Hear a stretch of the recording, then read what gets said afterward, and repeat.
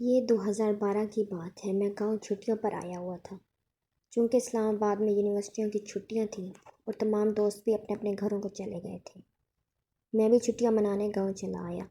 عشاء کے بعد گرمیوں میں لوگ جلدی سو جاتے ہیں تاکہ صبح سویرے جلدی اٹھ کر دن کا آغاز کیا جا سکے۔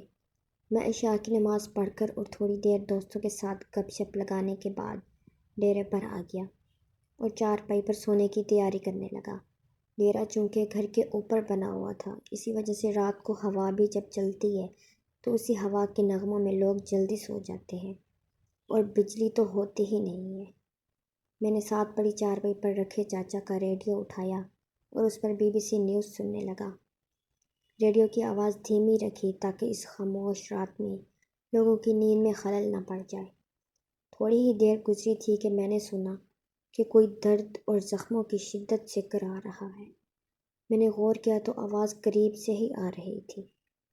ٹارچ جلایا تو کوئی نظر نہ آیا، لیکن آواز مسلسل آ رہی تھی، جیسے کسی کو تکلیف ہو اور وہ آہیں بھر رہا ہو۔ میں نے کوئی توجہ نہیں دی اور کہا، اللہ آپ کے ساتھ آسانی فرمائے۔ فوراً آوازیں بند ہو گئیں۔ شاید جن نے سوچا ہوگا کہ ہم تو اس کو ڈرا رہے ہیں اور یہ الٹا ہماری موت کے پیچھے پڑا ہے۔ اس کے بعد یہ ہوا کہ میں جاگ تو رہا تھا مگر آنکھیں بند تھیں۔ میں جس چارپائی پر لیٹا ہوا تھا اس کے نیچے بلی کی میاؤں میاؤں کی آواز آئی۔ پھر سے میں نے اٹھ کر ٹارچ جلائی تو کوئی بلی نظر نہ آئی۔ چونکہ ڈیرا ہمارا اپنا تھا، مجھے معلوم تھا کہ یہاں جنات تھوڑا بہت تنگ کرتے تھے، البتہ مہمان کو زیادہ تنگ کرتے تھے۔ میں نے بلند آواز سے کہا، بھائی میں اس گھر کا رہنے والا ہوں، کوئی مہمان نہیں ہوں، مت تنگ کرو، مجھے سونے دو۔ وہ الگ بات تھی کہ میرا دل بہت گھبرا رہا تھا اور پسینے بھی چھوٹ رہے تھے۔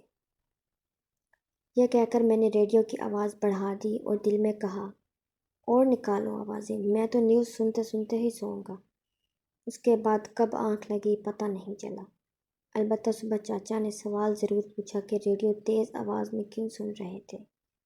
شاید جنات تنگ کر رہے تھے۔ میں نے کہا، ہاں تنگ کر رہے تھے۔